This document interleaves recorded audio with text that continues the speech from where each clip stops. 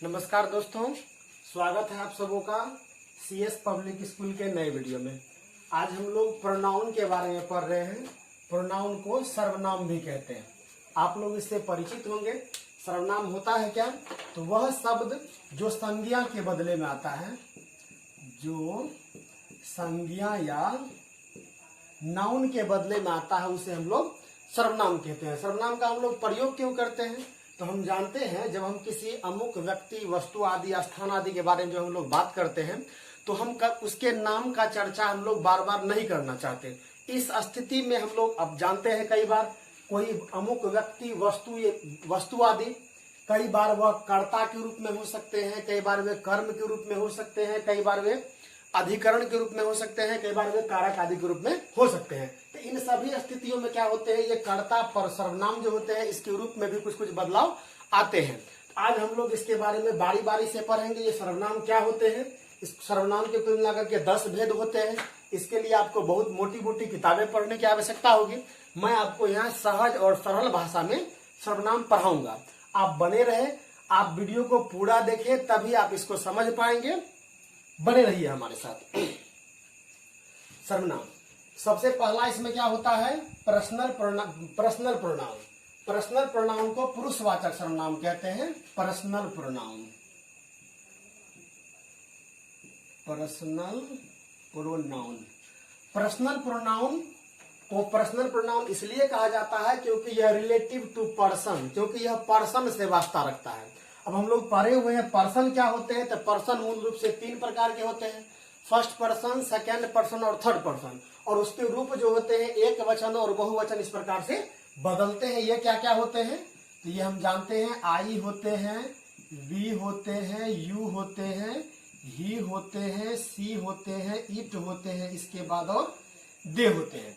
ठीक, इस तरह से अब क्या होते हैं, ये पर्सनल प्रोनाउन जो होते हैं ये किसी अवस्था में ये कभी कर्ता के रूप में आते हैं, कभी ये कर्म के रूप में आते हैं। इस तरह से इसके रूप बदलते हैं। तो जब ये आई वी यू इस फॉर्म में होते हैं तब इसे समझा जाता है, यह नॉमिनेटिव केस में है। नॉमिनेटिव केस, नॉमिनेटिव केस को कर्ता कारक भी कहा जाता है। यानी कहने का मतलब जब I we you he she it they आदि का जब प्रयोग किया जाता है तब यह कर्ता के रूप में होता है। फिर क्या होता है, ये पर्सनल प्रोनाउन के रूप इस तरह से बदल जाते हैं और बदल करके ये बनते हैं क्या, पोसेसिव प्रोनाउन। ये पोसेसिव प्रोनाउन, ये पोसेसिव प्रोनाउन क्या होते हैं, ये 2 प्रकार के होते हैं। एक होते हैं पोसेसिव एडजेक्टिव और एक होते हैं पोसेसिव प्रोनाउन। तो पोसेसिव एडजेक्टिव, पोसेसिव प्रोनाउन। अब देखते हैं ये पोसेसिव एडजेक्टिव और पोसेसिव प्रोनाउन क्या होते हैं। तो पोसेसिव एडजेक्टिव जब आई के लिए आप किसी प्रकार का ये अधिकार दिखाएंगे, अधिकार। तो आई का मतलब जानते हैं हम लोग, मैं होता है। तो मैं के लिए जब अधिकार दिखाते हैं तो आई बन जाता है माय। जैसे I am a boy, my name is, my father's name is, इस तरह से अन्य शब्दों को लेते हैं तो ये आई का माय बन जाता है।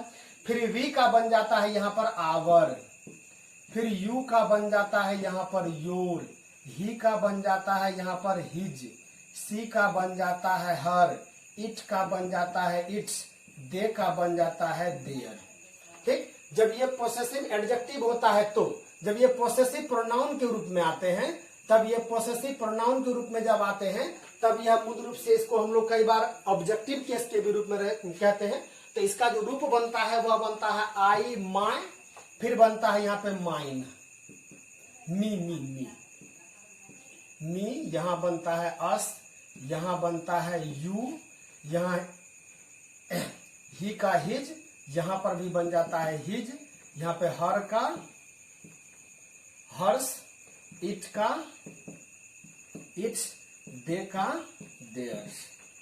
ठीक, तो इस स्थिति में ये बनता है। फिर क्या होता है, जब इसके आगे लेकर के जाते हैं तो जब ये कभी रिफ्लेक्सिव प्रोनाउन निजवाचक सर्वनाम में आता है तो आई का बन जाता है मी, तो ये माय में सब में सेल्फ जोड़ दीजिए तो ये आगे बन जाता है ये रिफ्लेक्सिव।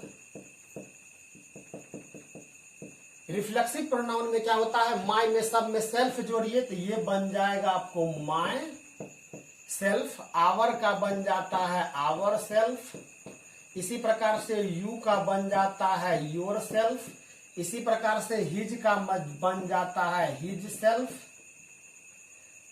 His self. हर का बन जाता है हर सेल्फ। इसी प्रकार से इट का बन जाता है इट सेल्फ। इसी प्रकार से देयर का बन जाता है देम सेल्फ। ये बन जाते हैं इस तरह से। अब क्या होते हैं इसमें, इसके प्रयोग किस तरह से होते हैं? तो जब कभी ये पॉसेसिव प्रोनाउन, चूंकि जानते हैं नाउन में जब भी हम लोग प्रोनाउन के बारे में पढ़ते हैं तो प्रोनाउन के 3 रूप होते हैं, जानते हैं, प्रथम पुरुष या फिर ये कह सकते हैं फर्स्ट पर्सन। ये फर्स्ट पर्सन के सिंगुलर और प्लूरल हम जानते हैं, यू होता है सेकंड पर्सन का, और ये सभी के सभी थर्ड पर्सन के प्रोनाउन हैं। तो इस स्थिति में हम जानते हैं ही सी इट, इसके साथ साथ नाम भी आ सकते हैं, कई सारे नाम भी आ सकते हैं। तो जब नाम आते हैं तो नाम का जब पॉसेसिव केस बनाना होता है, ये पॉसेसिव प्रोनाउन जब पॉसेसिव केस बनाना होता है, यानी कहने का मतलब जब अधिकारवाचक के रूप में इसको जब दर्शाना होता है, तो इस स्थिति में नाउन के साथ क्या करते हैं, एस लगा जोड़ करके हम उसका पॉसेसिव एडजेक्टिव पॉसेसिव बनाते हैं। तो इस स्थिति में उसमें एक शब्द जोड़ना पड़ता है जिसे हम लोग कहते हैं अपोस्ट्रोफ्स। अब ये अपोस्ट्रोफ्स क्या होता है, तो कोई भी शब्द, जैसे मान लीजिए राम लिखा हुआ है, तो राम के साथ अगर हम एस जोड़ देंगे तो इसका मतलब हो जाएगा राम काके की, और ये एस जो जुड़ा है यह एस एपोस्ट्रोफ्स कहलाएगा। ये एपोस्ट्रोफ्स 2 प्रकार से लगाए जाते हैं, या तो जब ये कोई पर्सनल नाउन होगा, जैसे मान लीजिए राम, श्याम, मोहन, श्याम, गीता, इस तरह से। कई बार क्या हो सकते हैं ये तो बहुवचन के लिए भी आ सकते हैं, जैसे मान लीजिए बॉय, तो बॉयज मान लीजिए, तो मान लीजिए लड़कों का स्कूल। इस स्थिति में बॉय सिर्फ एपोस्ट्रोफ्स ये जोड़ देना है, ये काके का बोध करवा देगा। तो मान लीजिए बॉयज स्कूल, लड़कों का स्कूल, गर्ल्स स्कूल, लड़कियों का स्कूल। मान लीजिए विलेज, विलेज अपोस्ट्रोफ देते हैं गांव का, पीपुल, गांव के लोग। इस तरह से अन्य शब्दों में भी हम लोग अपोस्ट्रोफ जोड़ करके काके का बोध करवा सकते हैं। तो इस तरह से जब हम लोग ये जब प्रोनाउन के लिए आएगा तो आई के लिए माय, इससे करना है क्या, अधिकार दिखाना है। जैसे मान लीजिए my name is, my father's name is, इस तरह से अन्य भी ले सकते हैं। वी का आवर बन जाता है, जैसे मान लीजिए we are Indian, our country name is India. You are a boy, your name is Mohan, Shyam, Gyan, Shiv, कुछ भी इस तरह से। He is a girl, his father name is, इस तरह से क्या देखते हैं हम लोग, जब किसी वस्तु आदि पर अधिकार दिखाना होता है तो उस स्थिति में हम लोग इसका प्रयोग करते हैं। फिर क्या देखते हैं हम लोग, जब इन्हीं शब्दों को जब हम लेते हैं, किस स्थिति में, जब इन्हीं को लेते हैं हम लोग ये ऑब्जेक्टिव केस में। तो ऑब्जेक्टिव क्या होता है, तो हम जानते हैं जब कोई वाक्य बनता है तो इसका बनावट होता है subject plus verb plus object. जैसे मान लीजिए मैं एक वाक्य लिखता हूं, आई एम ईटिंग मैंगो, मैं आम खा रहा हूं। तो इस स्थिति में आई मैं हूं यहाँ पर सब्जेक्ट, यहाँ पे एम ये है हेल्पिंग वर्ब, ईटिंग यहाँ पर मेन वर्ब है, और मैंगो यहाँ पर ऑब्जेक्ट है। क्यों है यहाँ पर मैंगो ऑब्जेक्ट, क्योंकि हम देख सकते हैं इस अवस्था में ये आम जो शब्द है, आम, मैंगो, जब हम काम करेंगे खाने का तो खाने का फल जो है वह इस पर पड़ेगा।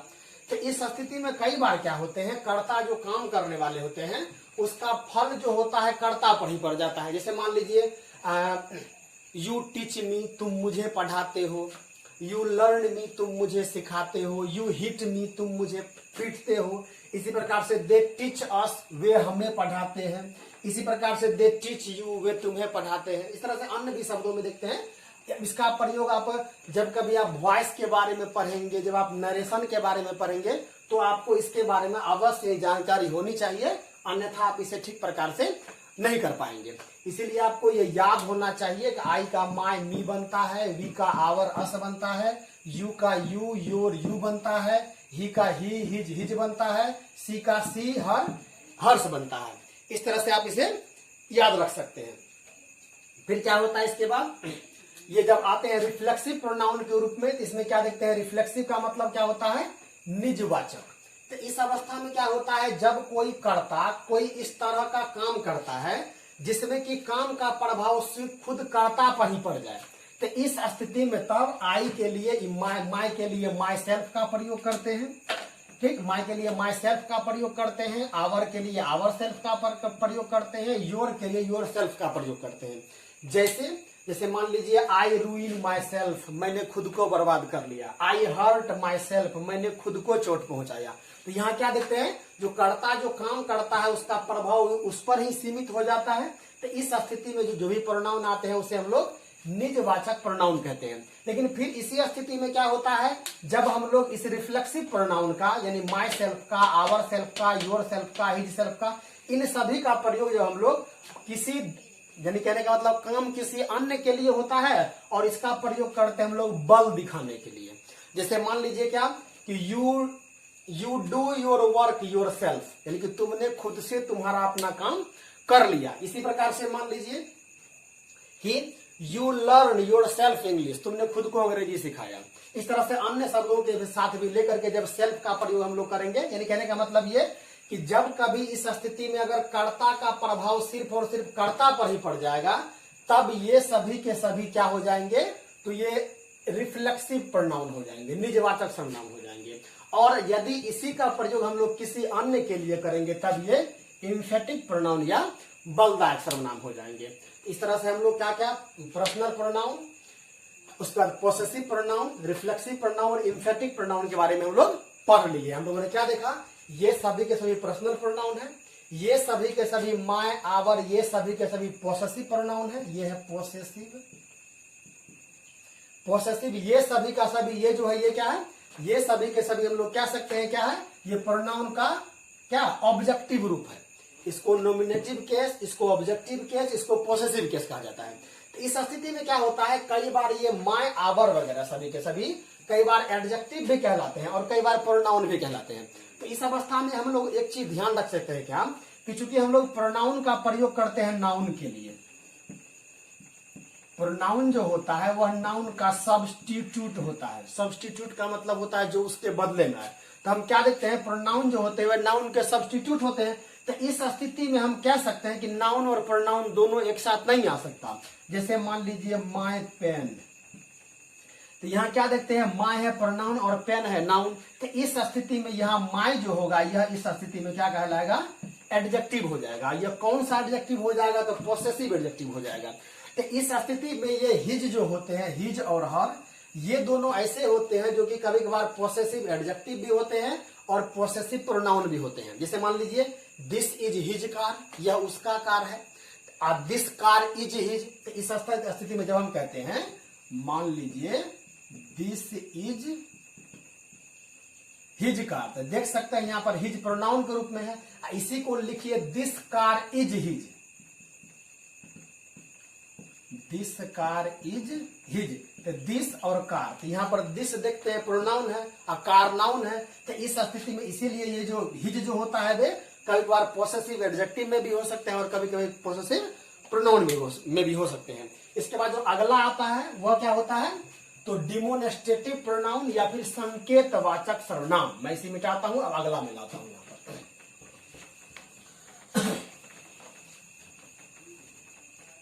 बने रहेंगे हमारे साथ, वीडियो को पूरा देखिए तभी आप इसको ठीक प्रकार से समझ पाएंगे।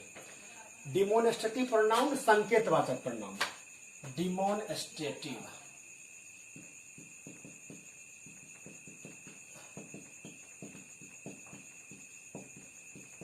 संकेतवाचक।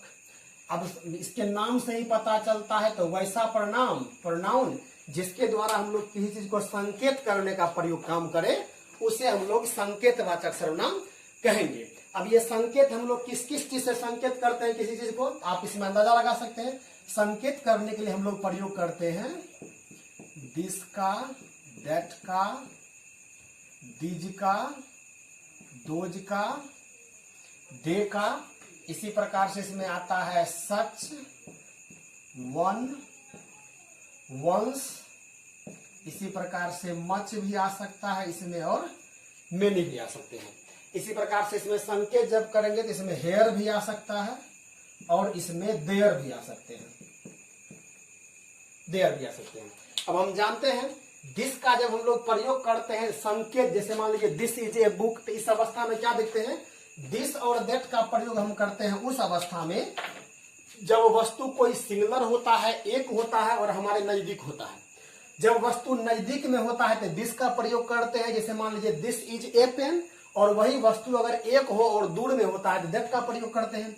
इसी प्रकार से दिज का मतलब ये सब होता है और दोज का मतलब वे सब होता है। जब एक से अधिक वस्तुएं नजदीक में होता है तो दिज का प्रयोग करते हैं, कोई किस चीज करने के लिए जी, संकेत देने के लिए। और जब एक से अधिक वस्तुएं होती हैं तो दोज का प्रयोग करते हैं। इसी प्रकार से दे का मतलब होता है वे लोग या वे सब। इस स्थिति में वे लोग या वे, जब उनको इंगित करना होता है इसका प्रयोग करते हैं। ये सच जो होता है, ये सच इस अवस्था में प्रयोग किए जाते हैं जबकि किसी नाउन के का कभी पहले किसी उक्त स्थान पर प्रयोग किया जा चुका है। इसका यदि फिर से प्रयोग करना होता है तब सच का प्रयोग करते हैं। जैसे मान लीजिए I never seen such a boy, यानी कहने का मतलब जिस तरह के लड़कों को अभी देखा जा रहा है इस तरह के लड़कों को पुनः कभी नहीं देखा गया था। I never seen such a boy, I never seen such A shirt, ठीक है। इस तरह से I always seen such A team, I always seen such A types of mathematics, मैं हमेशा इस तरह का हिसाब देखते रहता हूँ। इस तरह से अन्य भी शब्द आ सकते हैं।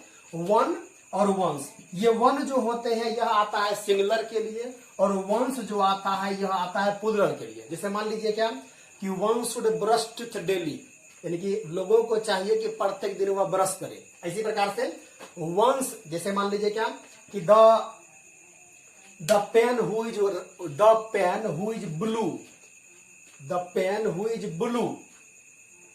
Who is blue is mine but ones white are yours, यानी कहने का मतलब जिस कलम के बारे में कहा जा रहा है उसमें से एक चुन करके मेरा है और अन्य जो बचा हुआ है वह किसी अन्य के लिए कहा गया है।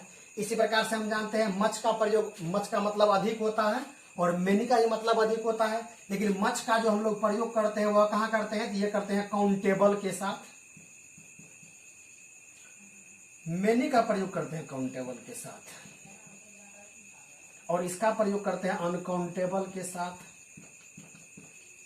अब ये काउंटेबल अनकाउंटेबल क्या होते हैं, तो हम जिसे गिन सकते हैं उसे हम लोग काउंटेबल कहते हैं। जैसे मान लीजिए पेन को हम गिन सकते हैं, मेरे पास बहुत कलम है, आई हैव मच पेन, ठीक है। इसी प्रकार से मान लीजिए अगर नहीं गिन सकते, आई हैव मेनी पेन, मैं गिन सकता हूं। तो अब मान लीजिए मेरे पास बहुत दूध है तो I have much milk because I can't count the milk, क्योंकि मैं दूध को गिन नहीं सकता, मैं गेहूं को गिन नहीं सकता हूं, मैं आटा चीनी पानी दूध किसी को गिन नहीं सकता हूं। तो जिसको गिन नहीं सकेंगे उसे हम लोग अनकाउंटेबल समझेंगे, ठीक। और इस तरह से मच लगाएंगे अगर एक से अधिक होगा तो, और अगर नहीं गिन सकते हैं, अगर वह नहीं गिन सकते हैं तो मेनी लगाएंगे। जैसे मान लीजिए आई हैव मेनी है, सॉरी आई हैव मच है, आई हैव मेनी पेन, इस तरह से। फिर क्या कहते हैं हेयर, हेयर का मतलब यहाँ होता है और देयर का मतलब वहां होता है। जब वस्तु नजदीक में होती है तो हेयर इज ए पेन, यहाँ कलम है, देयर इज ए पेन, वहां कलम है। इस तरह से इसका प्रयोग करते हैं। तो आप लोग इस तरह से संकेत वाले सर्वनाम के बारे में पढ़ चुके हैं। इसके बाद आगे देखते हैं हम लोग क्या आता है इसके बाद, इनडिफिनिट प्रोनाउन। जैसा कि नाम से ही मालूम पड़ता है इनडिफिनिट, यानी कहने का मतलब ये कि निश्चित नहीं है, तो इसमें उसी प्रकार के प्रोनाउन को लिया जाएगा इनडिफिनिट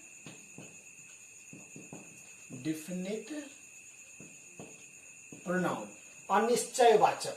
तो अनिश्चय का मतलब क्या कि वो प्रोनाउन तो होगा लेकिन निश्चित नहीं होगा कि यह प्रोनाउन कोई अमुक ही होगा। जैसे मान लीजिए इसमें क्या कोई, ठीक है, कोई अन्य, मान लीजिए कोई नहीं, इस तरह से। जैसे मान लीजिए कोई आ रहा है, अब कौन आ रहा है, जैसे मान लीजिए कोई घर खटखटा रहा है, कोई दरवाजे को खटखटा रहा है, somebody knock the door, अब कौन कर रहा है इस स्थिति में। तो इन सभी स्थिति को इसको दर्शाने के लिए हम लोग इंडेफिनिट प्रोनाउन का प्रयोग करते हैं। ये इंडेफिनिट प्रोनाउन क्या होते हैं, इसी को जो लिस्ट आते हैं, मैं जब लिस्ट को लिखता हूं यहाँ पर, इसमें आते हैं क्या, somebody, someone, no one, nobody, nothing, nothing के बाद all के बाद इसमें some आ जाएगा, इसके बाद इसमें many आ जाएगा, many, इसके बाद इसमें any आ जाएगा, ठीक। एनी आ जाएगा। इसके बाद इसमें एनी वन, सम वन, ये हमने लिख दिया। तो समबडी का मतलब होता है कोई, सम वन का भी मतलब होता है कोई, नो वन का मतलब होता है कोई नहीं, नो बॉडी का मतलब भी होता है कोई नहीं, नथिंग का मतलब होता है कुछ नहीं, ऑल का मतलब होता है सब, सम का मतलब होता है कुछ, ठीक, और मेनी का मतलब होता है बहुत, ठीक है, एनी का मतलब होता है कोई, ठीक। तो इस तरह से हम कह सकते हैं, जैसे मान लीजिए कोई आ रहा, कोई बुला रहा है, समबडी कॉल मी, कोई मुझे बुला रहा है। इस तरह से जब हमें कहीं मान लीजिए कोई स्ट्रेंजर स्थान पर होते हैं, स्थान जहाँ पर हमें कोई नहीं जानता, इस तरह के स्थान पर होते हैं, तो हम उससे बुलाते हैं समबडी हेल्प मी, कोई मेरी मदद करो, समवन कॉल द डॉक्टर, कोई डॉक्टर को बुलाओ, नो वन हियर मी, कोई मुझे सुन नहीं रहा, नो बॉडी है, यहाँ कोई नहीं है, नथिंग इज है, यहाँ कुछ नहीं है। इसी प्रकार से ऑल का मतलब सब होता है। तो मान लीजिए ऑल मैन इज हेयर, सभी ऑल मेन्स आर हेयर, सभी आदमी यहाँ है, ठीक है। सम इज मिसिंग, कुछ यहाँ पर नहीं है।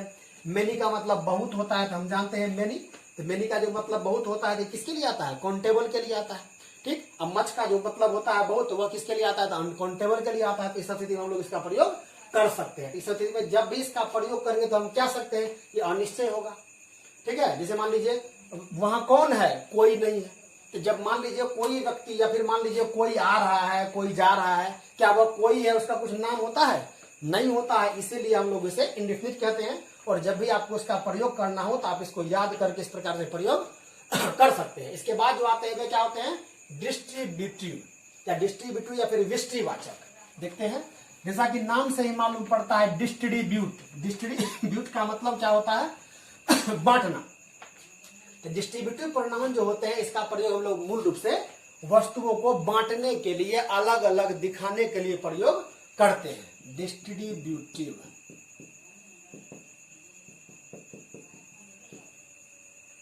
ये डिस्ट्रीब्यूटिव प्रोनाउन में मूल रूप से क्या सब आते हैं? इसमें आते हैं इच, इसी प्रकार से ईदर, और इसमें आते हैं अन्य नीदर, ठीक। इच का मतलब होता है प्रत्येक, इधर का मतलब होता है दोनों में से कोई एक, और नीदर का मतलब होता है दोनों में से कोई नहीं, दोनों में से कोई नहीं। जैसे मान लीजिए each boy has a pen, प्रत्येक बच्चे के पास एक कलम है, ठीक। इधर का मतलब दोनों में से कोई एक। मान लीजिए इधर मोहन और राम स्टोलन माय पेन, या तो राम या मोहन ने मेरी कलम चुराई। इसी प्रकार से इधर यू और ही स्टैंड अप, या तो तुम या वह खड़े हो जाओ। इस तरह से अन्य भी। नीदर का मतलब होता है दोनों में से कोई नहीं। जैसे मान लीजिए क्या कि आई नीदर टेक टी और कॉफी, न तो मैं चाय लिया न कॉफी लिया। इस तरह से मान लीजिए नीदर मोहन नोर राम प्रेजेंट यस्टरडे, न तो राम ना ही मोहन कल प्रेजेंट उपस्थित था। इस तरह ये तीन शब्द होते हैं और इसका प्रयोग हम लोग किसी के लिए करते हैं? डिस्ट्रीब्यूटिव या विष्टिवाचक, यानी कहने का मतलब अलग अलग दिखाने के लिए। फिर इसके बाद क्या होता है? Reciprocal pronoun. ये रेसिप्रोकल प्रोनाउन क्या होते हैं? इसको कहते हैं क्या? परस्पर बोधक। परस्पर बोधक क्या होता है? तो जब दो प्रोनाउन इस तरह से आते हैं जिनमें कि एक प्रोनाउन दूसरे पर आश्रित होता है या निर्भर होता है, तो उसे रेसिप्रोकल प्रोनाउन कहते हैं। ये रेसिप्रोकल प्रोनाउन जो होते हैं रेसिप्रोकल प्रोनाउन जो होते हैं इसमें मूल रूप से इच अदर और वन अनदर आता है। हम जानते हैं इच अदर और वन अनदर, इन दोनों का मतलब होता है एक दूसरे के लिए, एक दूसरे के लिए। जैसे मान लीजिए Ram and Sita love each other, Ram और सीता एक दूसरे को प्यार करते हैं। इसी प्रकार से मान लीजिए क्या कि अर्थ एंड द सी, यानी कि नहीं, अर्थ एंड हेवन, यानी कि पृथ्वी और स्वर्ग मीट वन अनदर, यानी कि पृथ्वी और स्वर्ग दूसरे को मिलते हैं। इस तरह से अन्य में भी दे करके वन अनदर का प्रयोग हम लोग कर सकते हैं। इस तरह से ध्यान में रखना है क्या, ईच अदर एक दूसरे के लिए, वन अनदर एक दूसरे के लिए। तो इस स्थिति में दोनों का मतलब भी एक दूसरे के लिए होता है। आपको जिसका जहां पर मर्जी हो वहां पर उसका प्रयोग आप लोग कर सकते हैं। जैसे इसमें और भी हम लोग देख सकते हैं, जैसे मान लीजिए क्या कि plant and human depend on each other, यानी कि पौधे और जानवर एक दूसरे पर निर्भर करते हैं। इसी प्रकार से अन्य भी दे सकते हैं, मान लीजिए क्या कि फ्रॉग एंड इंसेक्ट, यानी कि मेढक और कीड़े मकोड़े डिपेंड ऑन ईच अदर, वे दोनों एक दूसरे पर निर्भर करते हैं। फिर इसके बाद क्या होता है, इसी बाद तो रिलेटिव प्रोनाउन, ये क्या होते हैं, संबंधवाचक सर्वनाम। देखते हैं ये संबंधवाचक सर्वनाम क्या होते हैं। जैसा कि इससे नाम से ही मालूम पड़ता है, तो वह प्रोनाउन जिसके द्वारा संबंध दर्शाने का प्रयास किया जाए, इसे हम लोग रिलेटिव प्रोनाउन या संबंधवाचक सर्वनाम कहेंगे। रिलेटिव प्रोनाउन जो होते हैं, इसमें मूल रूप से रिलेटिव प्रोनाउन में मूल रूप से क्या सब आते हैं, तो इसमें आते हैं आपको हु, हुज, विच, दैट,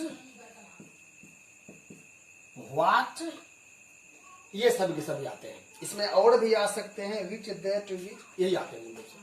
तो इसका हम लोग कैसे प्रयोग करते हैं संबंध दिखाने के लिए, तो इसके दो प्रकार से प्रयोग हो सकते हैं। कई बार यह संबंध दिखाने के लिए जब आएगा तब यह कहलाएगा रेसिप्रोकल प्रोनाउन, और कई बार यह बीच में दोनों शब्दों को, दो वाक्य आदि को आपस में जोड़ने के लिए आते हैं, तब ये कहलाते हैं रिलेटिव एडजेक्टिव। जैसे मान लीजिए क्या कि हु पर लीजिए, जैसे मान लीजिए क्या the boy who is coming is my student, is my student. The boy who is coming, यहां हु का मतलब होगा जो, ठीक है, यानी कि the boy who is coming is my student, लड़का जो आ रहा है वह मेरा विद्यार्थी है। इस स्थिति में ध्यान क्या रखना है आपको कि हु और विच का जो प्रयोग होता है वह मूल रूप से हु का क्या एक हु का और विच का, इसमें मूल रूप से हु का प्रयोग करते हैं लिविंग के लिए, ठीक है, और नॉन लिविंग के लिए भी। हु का प्रयोग लिविंग के लिए करते हैं। हु का प्रयोग हम लोग नॉन लिविंग के लिए नहीं कर सकते, निर्जीव के लिए इसका प्रयोग हम लोग नहीं कर सकते। और ये दैट जो होता है THAT, दैट का प्रयोग हम लोग सब के लिए कर सकते हैं, लिविंग के लिए भी कर सकते हैं और नॉन लिविंग के लिए भी कर सकते हैं। इसके बहुत सारे प्रयोग आदि हो सकते हैं इसको, जिसके द्वारा कि वाक्यों को, संबंध को दर्शाया जा सकता है। जैसे मान लीजिए क्या कि the girl who is dancing is my daughter, वह लड़की जो नाच रही है मेरी बेटी है। The old man who is coming is my grandpa, वह बूढ़े व्यक्ति जो आ रहे हैं मेरे दादाजी है। इसी प्रकार से मान लीजिए the lady who is stand, वह महिला जो खड़ी है, दैट इज माई मदर, वह मेरी माता है। हम देख सकते हैं यहाँ पर कि कई स्थिति में हम लोग दैट का भी प्रयोग करते हैं, कई बार इसका भी प्रयोग करते हैं। लेकिन हुज का जो प्रयोग करते हैं, तो यहाँ पर अगर देखा जाए तो यहाँ पर हु का मतलब होता है कौन, हुज का मतलब होता है किसका, विच का मतलब होता है कौन सा, दैट का मतलब वह, व्हाट का मतलब तो क्या होता ही है। तो इस स्थिति में जब कई सारे चीजों में से जब एक को खोजना होता है, तब विच का प्रयोग करते हैं हम लोग। जैसे मान लीजिए क्या कि there are many pen, which are yours, यहाँ बहुत सारे कलम है, कौन सा तुम्हारा है। तो इस स्थिति में हम कह सकते हैं कि यह दो समझने कहने का मतलब ये कि पिछले वाले जो वाक्य को कहा गया था उसके द्वारा हम लोग विच के द्वारा जोड़ते हैं कि there are many pen which are yours, यहाँ बहुत सारे कलम है, उसमें से कौन से तुम्हारे हैं। तो हम क्या देख सकते हैं इस स्थिति में ये संबंधवाचक शब्द के द्वारा इसका प्रयोग हम लोग करके जोड़ते हैं। लेकिन कई बार ध्यान क्या रखना है कि संबंधवाचक शब्दों का प्रयोग करके हम लोग कई बार प्रश्न भी करते हैं। जब हम लोग इसके द्वारा प्रश्न करते हैं तब इस स्थिति में ये इंट्रोगेटिव प्रोनाउन कहलाते हैं। ये कैसे होते हैं देखते हैं हम थोड़ा सा।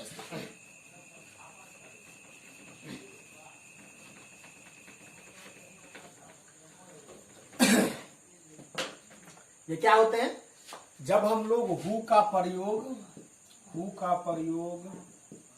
विच का प्रयोग, व्हाट का प्रयोग, दैट का प्रयोग, हुम का प्रयोग, हुज का प्रयोग, जब इन सभी का प्रयोग हम लोग प्रश्न के लिए करते हैं, फॉर क्वेश्चन,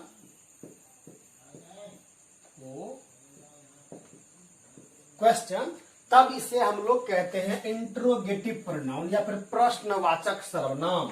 जैसे मान लीजिए हु इज योर फादर, तुम्हारे पिताजी कौन है। तो हम देख सकते हैं पहली स्थिति में हम लोग हु को जो के तरह प्रयोग कर करके संबंध दर्शा रहे थे, और इस अवस्था में हु इज योर फादर, तुम्हारे पिताजी कौन है, हम लोग प्रश्न कर रहे हैं। इस अवस्था में यहाँ पर प्रश्नवाचक चिन्ह तो देना आवश्यक होगा ही।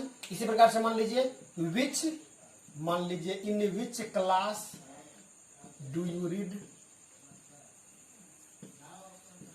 डू यू रीड, तुम किस क्लास में पढ़ते हो। तो हम कह सकते हैं इन विच क्लास, इस विच के द्वारा प्रश्न बोला जा रहा है।